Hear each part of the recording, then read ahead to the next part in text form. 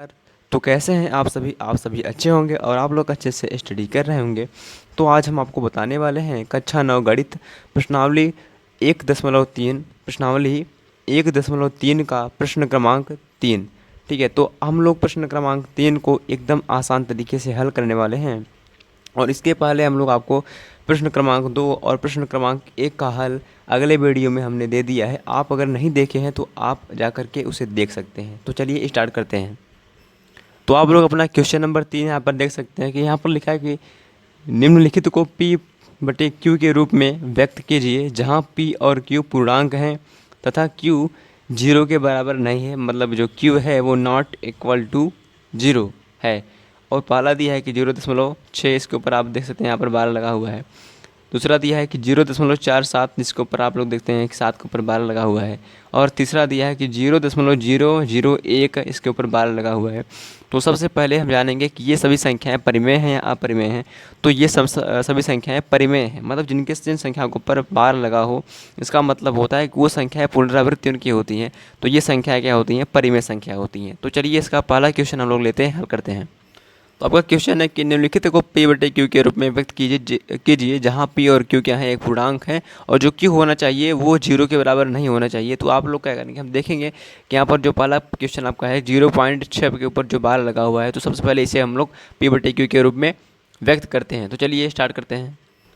तो इसे हम लोग हल करेंगे। तो यहाँ पर क्या लिखेंगे हल लिखेंगे और इसे हल करेंगे। ठीक है, यहाँ पर लिखेंगे हम लोग हल। अब यहाँ पर क्या कर लेंगे, लिखेंगे कि माना, क्या लिखेंगे कि माना यक्स बराबर, माना हम क्या मान लेते हैं कि हम एक्स बराबर मान लेते हैं, जो है हमारा 0.6 के ऊपर कितना है? 12। ठीक है, यहाँ पर आप वाई बराबर मान सकते हैं, लेकिन हम यहाँ पर एक्स बराबर माने हैं कि 0.6 के ऊपर 12 लगा। ठीक है, ये हमारा हो गया। उसके बाद हम लोग क्या करेंगे, या इसे हम इस प्रकार से लिख सकते हैं। किस प्रकार से? तो यक्स बराबर 0. आप जानते हैं कि जिस संख्या के ऊपर 12 लगा होता है तो उस संख्या को हम जो है बार बार रिपीट करके लिख सकते हैं। जैसे यहाँ पर क्या लिखते हैं, 1 2 3, हम 4 बार 6 ले लें। यहाँ पर आप इसे कर दीजिए डॉट डॉट, मतलब जो ये 6 है ये बार बार आते रहेंगे। क्यों? क्योंकि ये जो है इनके ऊपर एक चिन्ह लगा होता है जो कि बार का चिन्ह होता है, जो कि संख्याओं को समान प्रकार से पुनरावृत्ति करता है।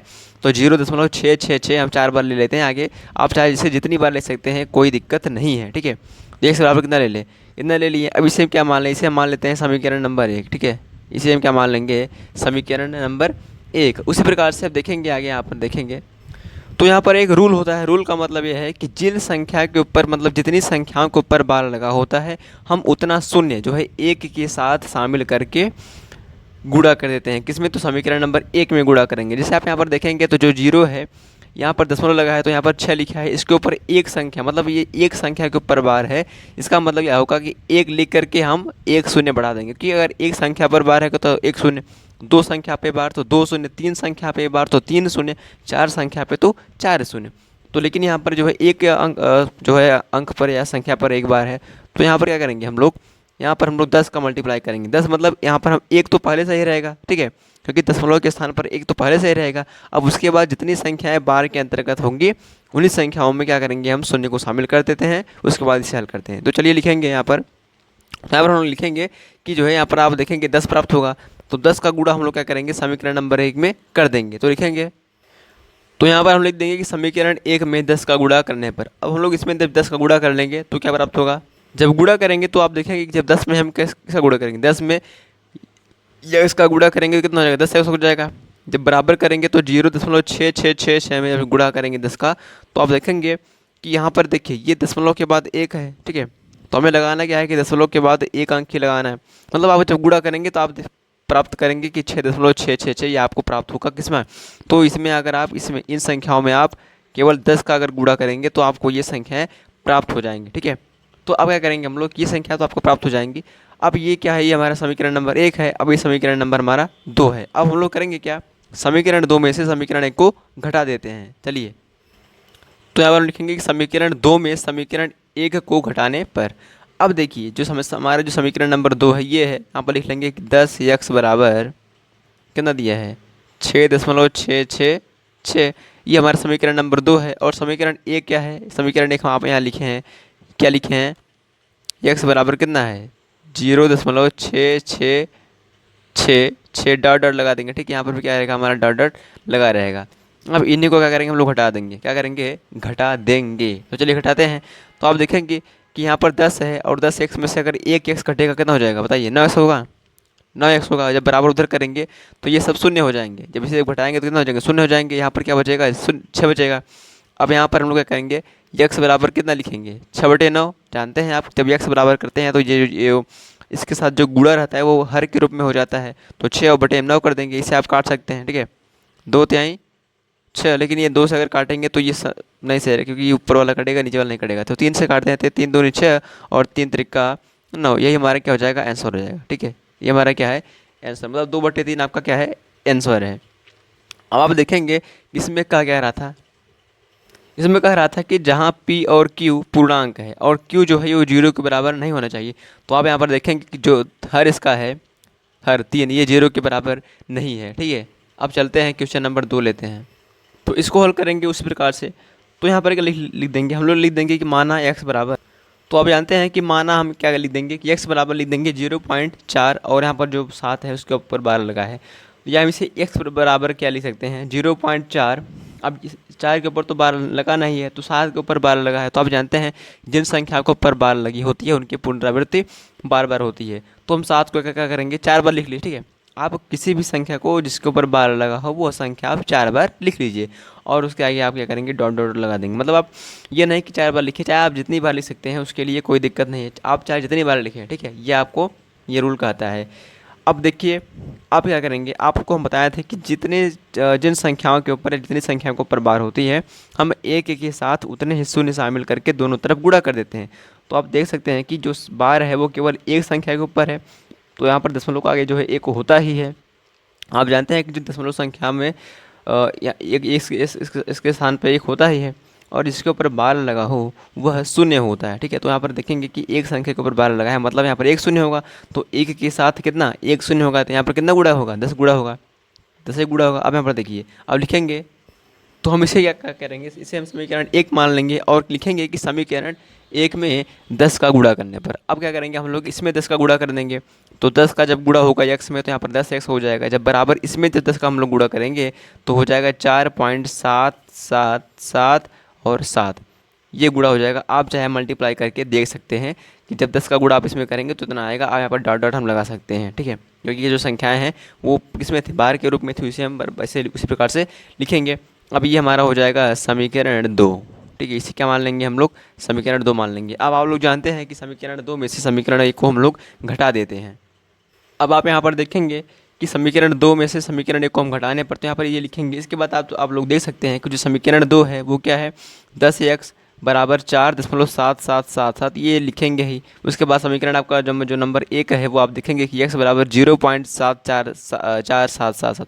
आप लोग अब ये समझ नहीं पाएंगे इसे हम 3 बार क्यों लिखे, क्योंकि यहाँ पर एक साथ और है। तो मैंने आपको बताया कि जिस प्रकार से घटावों में या जोड़ में जिस प्रकार से सुविधाएं उत्पन्न हो उसी प्रकार से आप संख्याओं को लिखेंगे, ना कि बढ़ा करके ना कि घटा कर। मतलब जिस प्रकार से बढ़ाएंगे घटाएंगे तब जब क्या होगा, जब इसमें जोड़ घटाव के लिए मतलब उपयुक्त हो जाए तब आप क्या करते हैं, बढ़ा सकते हैं, घटा सकते हैं। इसे आप और भी लिख सकते हैं, इसे भी और लिख सकते हैं। अब क्या करेंगे, घटाएंगे तो घटाने का मतलब क्या है कि 10x में से अगर 1 से घटेगा कितना हो जाएगा, 9x हो जाएगा। बराबर करेंगे तो यहाँ पर 4 हो जाएगा और 7 में 4 गए कितना हो जाएगा, 3 हो जाएगा, लेकिन यहाँ पर दशमलव लगा रहेगा। अब ये सभी क्या हो जाएंगे, शून्य हो जाएंगे। ठीक है, अब आप लोग जानते हैं दशमलव के बाद भी जितने भी शून्य आते हैं उनका कोई महत्व नहीं होता, तो हम लोग इसे 9x बराबर 4.3 के रूप में भी लिख सकते हैं, क्योंकि यहाँ पर शून्य का कोई महत्व नहीं है, तो इसे लिखना ही बेकार है। अब आप यहाँ पर x बराबर क्या करेंगे, x बराबर 4.3 कितना लिख देंगे, 9 लिख देंगे।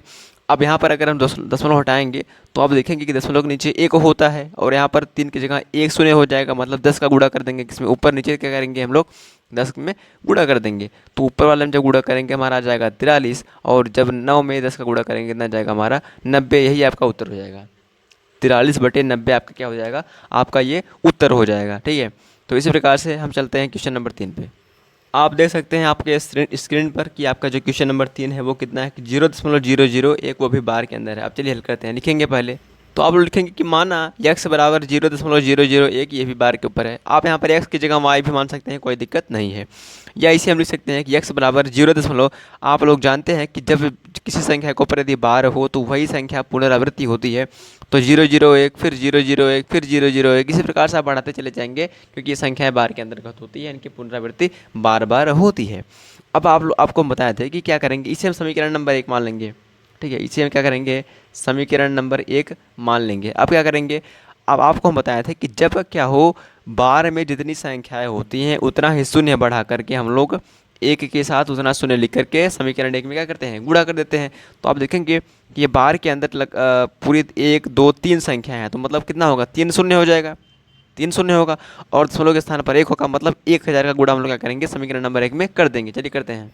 तो यहाँ पर लिख देंगे कि समीकरण 1 में 1000 का गुणा करने पर, अब गुणा करेंगे तो यहाँ पर आप देखेंगे कि 1000 लिखा है, तो 1000 का गुणा अगर हम करेंगे x में तो हमारा कितना हो जाएगा, 1000x हो जाएगा। जब बराबर इसमें गुणा करेंगे तो देखिए यहाँ पर हम तीन जो है अंकों के बाद दशमलव में रखना है, तो 1 2 3, तो कितना हो जाएगा, यहाँ पर हमारा हो जाएगा 1.001 ये लगा देंगे। ठीक है, ये क्या करेंगे हम लोग, ये लगा देंगे। अब उसके बाद क्या करेंगे, उसके बाद हम लोग करने क्या वाले हैं, इसे मान लेंगे समीकरण नंबर 2। ठीक है, ये जो प्राप्त समीकरण है इसे हम लोग समीकरण नंबर 2 मान लेते हैं। अब इसे भी हम लोग हल करेंगे। तो आप जानते हैं कि अब हम लोग क्या करते हैं, समीकरण 2 में से समीकरण 1 को घटा लेते हैं। चलिए घटाते हैं। तो आप लोग देख सकते हैं क्या बार लिखे हैं, यहाँ पर हम क्या लिखे हैं कि समीकरण 2 में समीकरण 1 को घटाने पर, तो हमारा समीकरण जो 2 है आप देख सकते हैं यहाँ पर समीकरण हमारा 2 है। 1000x बराबर 1.001 डॉट डॉट लगा देंगे उसके आगे। ठीक है, उसके बाद हमारा जो समीकरण नंबर 1 है वो आप देख सकते हैं यहाँ पर है।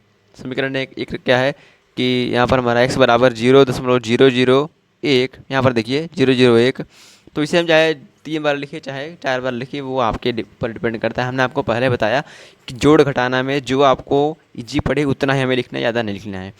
अब देखेंगे जब ये सब घट जाएंगे कितना हो जाएंगे, 0 0 0 0 0 0 हो जाएंगे। जब ये घटेगा तो यहाँ पर कितना आ जाएगा, 1 आ जाएगा। जब बराबर ये देखिए, ठीक है, यही होगा ना, जब इधर घटाएंगे तो यहाँ पर ये 1 में से 0 जाएगा तो 1 बचेगा, इसमें सब 0 हो जाएगा। अब 1000x में से जब 1 x घटा देंगे तो आप ध्यान से समझिए 999x बचेगा। तो यहाँ पर हम लोग लिखेंगे कि 999 x बराबर कितना आया, 1 आया, क्योंकि आप जानते हैं कि जब दशमलव के बाद यदि कोई शून्य हो तो उसका कोई महत्व नहीं होता। हम लोग x बराबर क्या लिख देंगे, 1/999।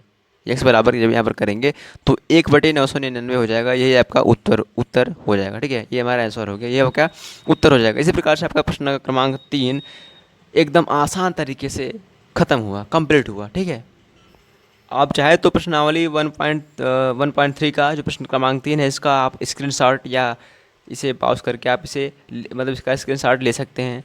तो इसी प्रकार से प्रश्नावली आपका जो है 1.3 का क्वेश्चन नंबर 3 ख़त्म हुआ। अब हम लोग मिलेंगे आपको प्रश्नावली 1.3 के क्वेश्चन नंबर 4 में, मतलब प्रश्न क्रमांक 4 में आपको मिलेंगे। अगर आपको यह वीडियो अच्छा लगा तो इसे सब्सक्राइब करिएगा, लाइक करिएगा और अपने दोस्तों में शेयर ज़रूर करिएगा।